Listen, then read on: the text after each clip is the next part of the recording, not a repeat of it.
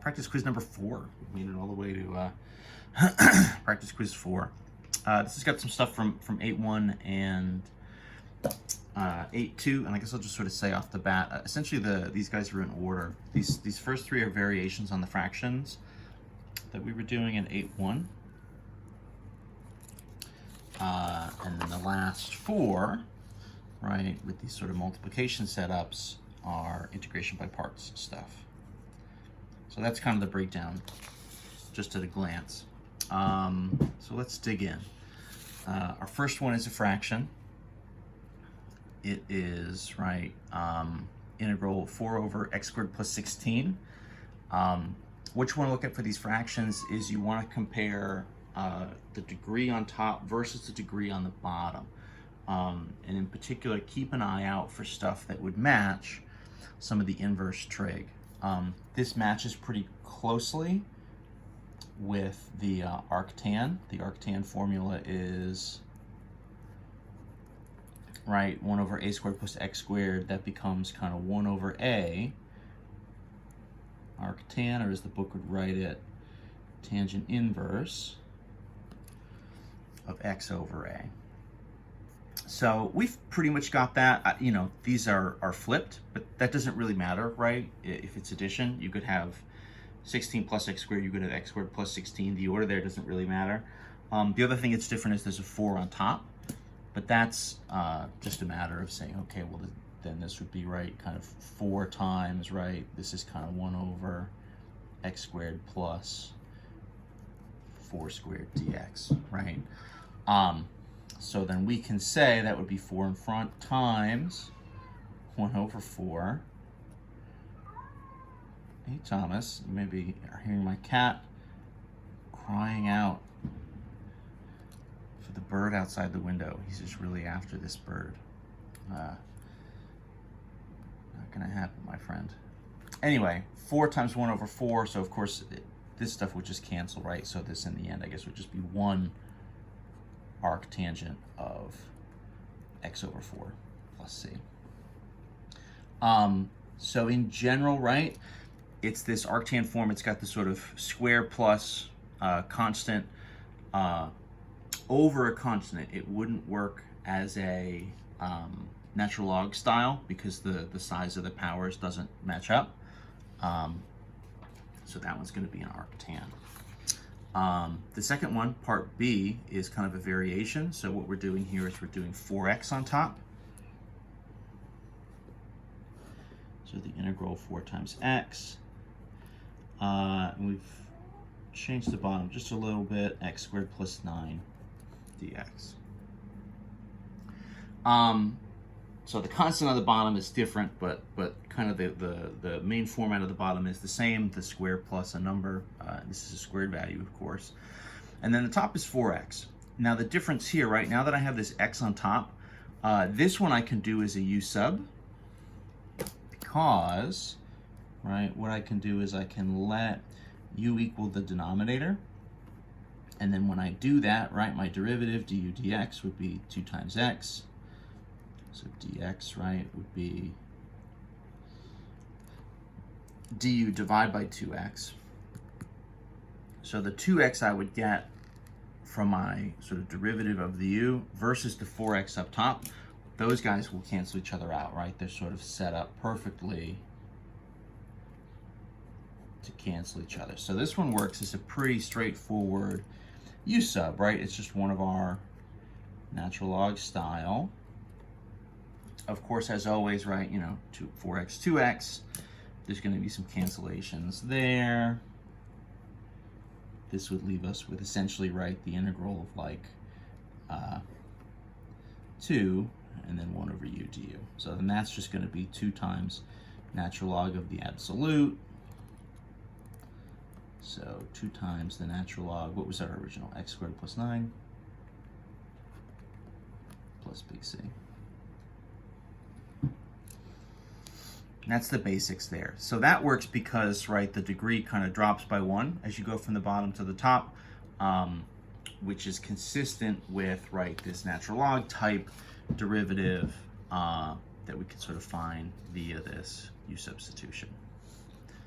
What else? The third one, I think let's do the first three here. The third one has a much bigger term up top, and in particular, the size, right, the degree, the powers up top are not even equal to, but even bigger than the powers on the bottom. So this is going to be 3x cubed plus 2x squared plus 10x plus 8 all over x squared plus 4. So similar kind of formatting still as far as what the denominator looks like. I'm kind of tweaking, right, whether it's 16 or 9 or 4. I'm sort of playing with what that number is. But in this case, if I've got a larger value up top, what I'm going to need to do here, right, I can't necessarily just break it up individually, sort of term by term by term, because the bottom is not just like a single term, but I can do the long division style to simplify, right? That polynomial long division, that's what I need. So I'm going to do x squared plus 4 divided into, so numerator 3x cubed plus 2x squared. I want to make sure I have space for all my numbers. I guess I have a cube, a square, right, a single, and then a constant. I don't need to like put in a 0 or anything here. So how do we do this long division? Well, what I do is I look at, right, the leading term here, and I need to match it to the leading term underneath. So what would I multiply x squared by to hit 3x cubed? So that would be 3x, right, 3 times x. So if I do 3x here, that gets me my 3x cubed. Now I also would multiply 3x by the 4. So that would get me what? Plus 12x. So there's a little bit of a jumping that happens here, right? So this and this, you know, I guess in theory there's sort of a 0 there. And the idea is I'm going to subtract, right? So that's gone. 2x squared, you know, minus 0 is just going to be 2x squared. That comes down 10x, right? Minus 12x, so that's going to be minus 2x. And then I guess this plus 8 is going to come down. All right. So second stage, now I'm looking down here. I need to get from x squared to 2x squared. Well, that would just be times positive 2, right? So then plus 2 up top. That gets me 2x squared, so then that matches. 2 times the 4, that actually also cancels out this 8.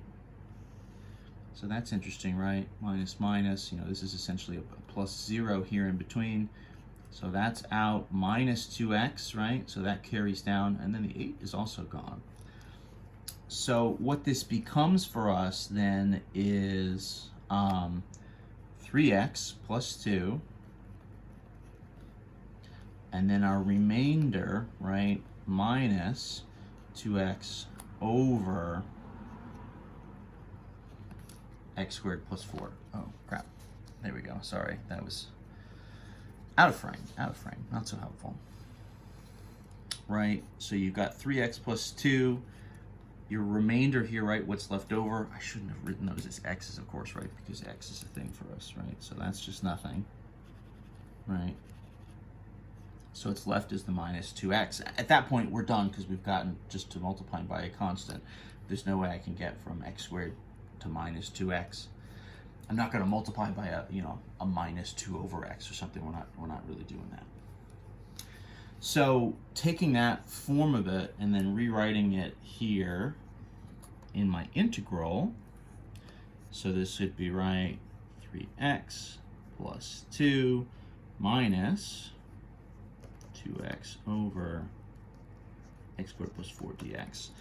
And what will happen here as far as the integration, this is all stuff that'll work because I've got, right, 3x and plus 2, that's just nice power rule stuff.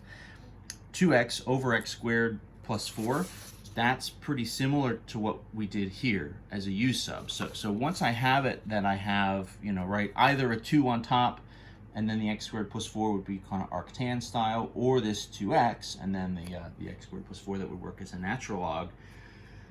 either of those is great, is doable. What I would do just notation wise is I guess I would split this up. You know, I kind of want this, I guess, as two different integrals,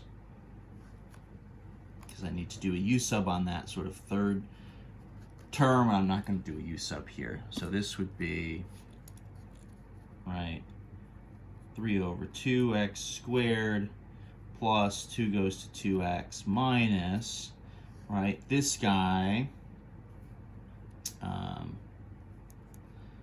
I'm trying to squeeze this in. You know, it's a u sub. I'll just force it, I guess, because I don't want to go on another sheet of paper for no good reason. U is 2x. That means your, right, du dx is 2. So dx, right, is du over 2. So this is minus,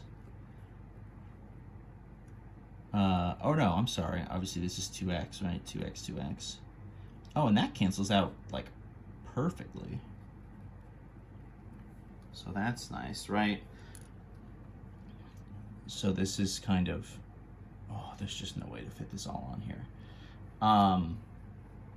This is going to become natural log absolute u plus c. I'm just going to skip over having to write some of this stuff just to fit this in. I'm being really stubborn about this, I guess. But I feel like we have the steps up above. And so I'm hoping you're going to be able to kind of see, right? So minus the natural log of the, oh, I screwed this up. I wrote 2x. That's the u here, right, is the x squared plus 4, right? The derivative is 2x. That's why I messed that up. Absolute x squared plus 4 plus c. So that last bit of it is essentially just running through kind of 1b again, right?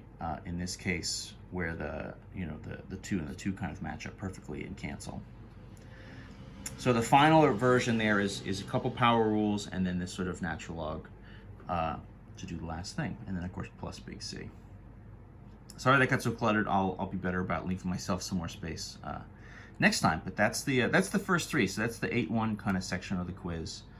That's how it goes. So we'll look at these 8-2 problems in part 2.